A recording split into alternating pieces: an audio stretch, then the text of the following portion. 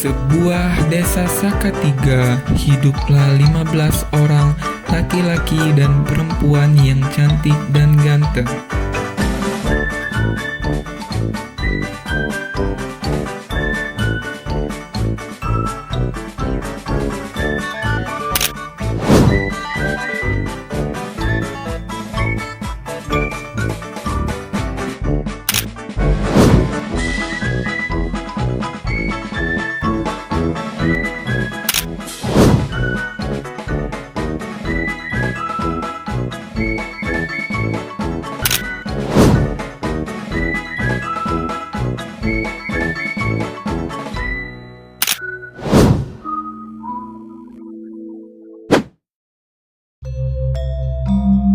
Sejarah singkat Desa Sakatiga.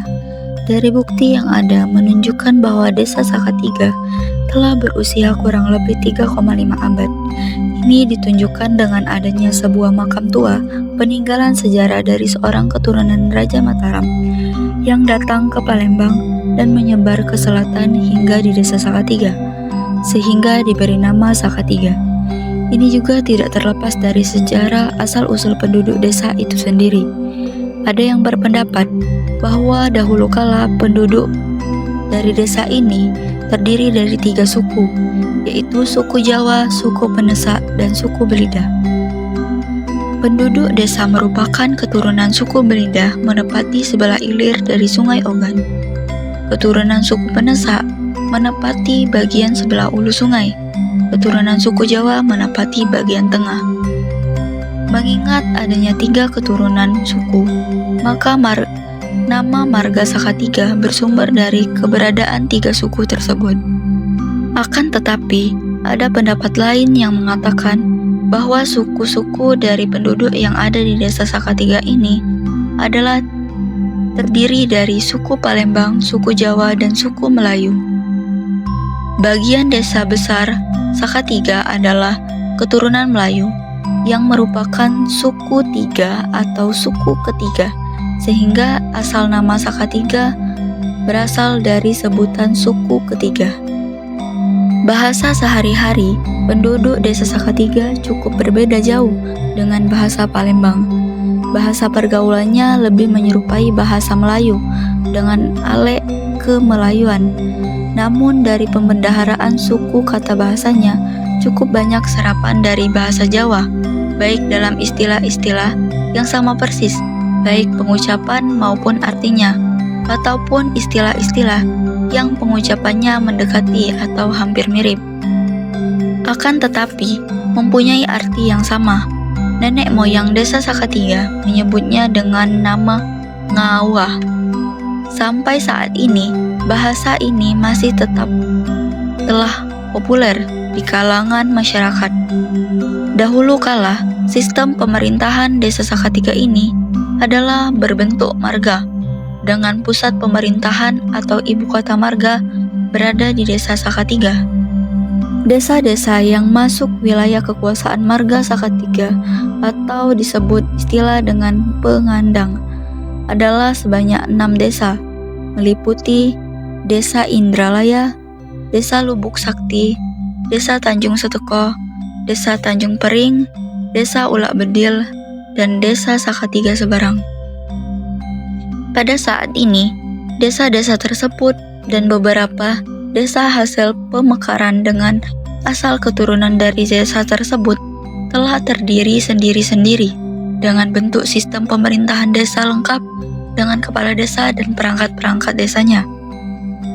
Namun demikian, untuk pemerintahan lembaga adat sebagaimana yang diwariskan sejarah untuk waktu sekarang ini masih tetap berinduk di kota marga yaitu Sakatiga.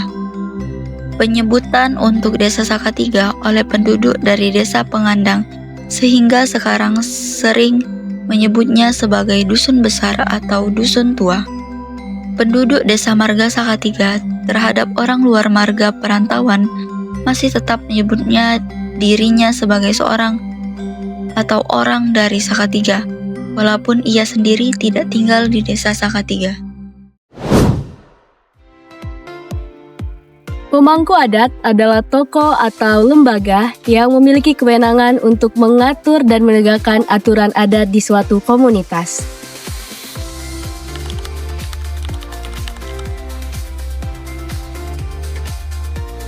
Beberapa tugas pemangku adat yang kita ketahui yaitu menjaga tatanan sosial dan budaya masyarakat yang dibagi menjadi dua, yaitu mengatur dan memandu masyarakat agar berperilaku sosial yang baik sesuai hukum dan adat istiadat di desa tersebut, yaitu Desa Sakatiga.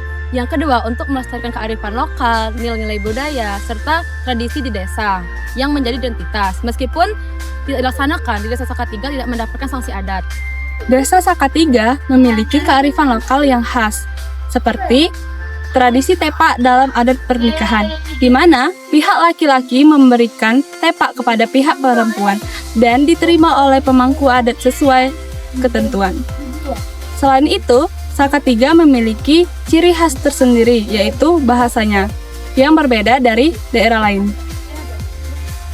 Contohnya yaitu di Desa Sakatiga ini, jika terkait kematian, jika dikebumikan pada jam 10 pagi, maka pihak rumah itu sudah menyediakan makan siang bersama pada jam 12 siang dan akan disantap bersama dengan pihak keluarga yang datang pada saat pemakaman tersebut. Menjadi penengah dan pelindung, menyelesaikan perselisihan atau sengketa antar warga yang berkaitan dengan hukum adat, lalu menjaga dan melestarikan adat istiadat. Memberdayakan masyarakat desa dibagi menjadi dua. Yang pertama, menampung dan menyalurkan aspirasi masyarakat kepada pemerintah daerah dan pihak lain. Berperan dalam membangun desa dan tata kelola pemerintahan desa. Fungsi yang keempat adalah melaksanakan fungsi adat dan kedaerahan. Ini dibagi menjadi dua. Yang pertama adalah membagi dan mengalokasikan sumber daya alam sesuai prinsip adat, dan yang kedua adalah memimpin dan memfasilitasi upacara adat dan keagamaan.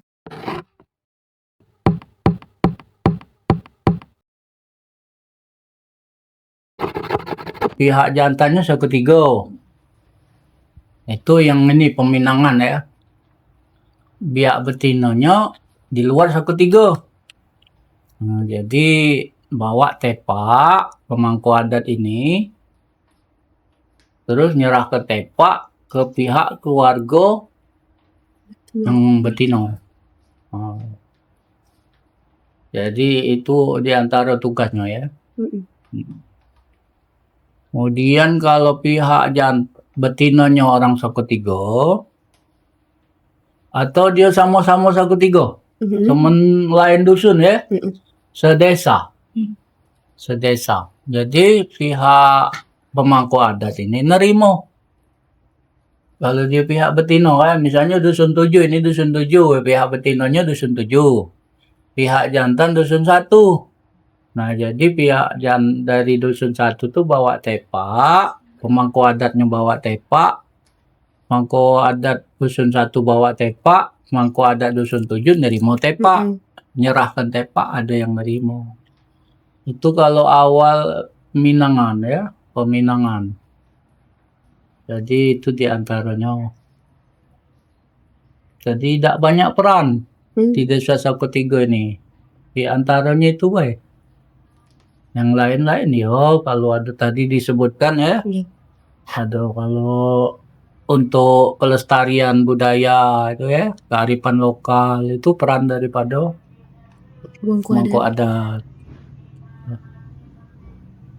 Kemudian kalau ada kematian ya, kalau ada kematian ini berperan juga pemangku adat itu ya, ngurusi jenazah ya. Jadi kalau udah kata yang nak mandi kan, pemangku adat mandi kan, mandi ke jenazah ya. Nak pacak juga ya. Kalau yang kata tukang doa, pemangku adat doa, yang kata bawa acara, pemangku adat bawa acara ya. Jadi pemangku adat ini nak ini juga. Multi talenta. Ada serba pacak ya. Doa suruh doa pacak, mimpin yasin pacak, mimpin tahlil pacak, bawa acara, kata sambutan. Jadi itu nak pacak kalau suruh berdoa siap kapan we. Jadi kan tadi ada fungsi keagamaan ya. Iya. Selain fungsi adat dan fungsi keagamaan. Itu di Soko Tigo itu. Yang lain itu tidak begitu ini. Ada peran ya. Ya. Itu juga tidak katik nak upacara-upacara adat katik. Ya. Di Soko Tigo ini. Tapi tidak tahu kalau kamu tanya dengan orang yang lain, apa orang tua-tuanya sini ya, mungkin dia lebih tahu kan. Ya, itu kalau yang bapak alamnya di sini dan juga memang yang sudah berjalan. Ya. Kalau nah itulah aku tadi katakan mangku adat ini nak doa baca. Kalau tidak baca doa tidak lemak ya. Kalau kaget disuruh kita keluar ya, keluar desa minta doa ya. Nak suruh ngaji baca Quran ya. Iya. Iya, nak suruh baca ya. Itu pemangku adat ini. Nah di sini nih apa masuk desa adat juga ya. Tapi seandainya tidak dipakai, nak tidak pakai tepak, berarti ya tidak katik sanksi tu. Cuman nyalai bayar aturan adat Lagi kalau orang ngapu tidak dipakai adat Soko Tigo. Nah ini jadi omongan ya.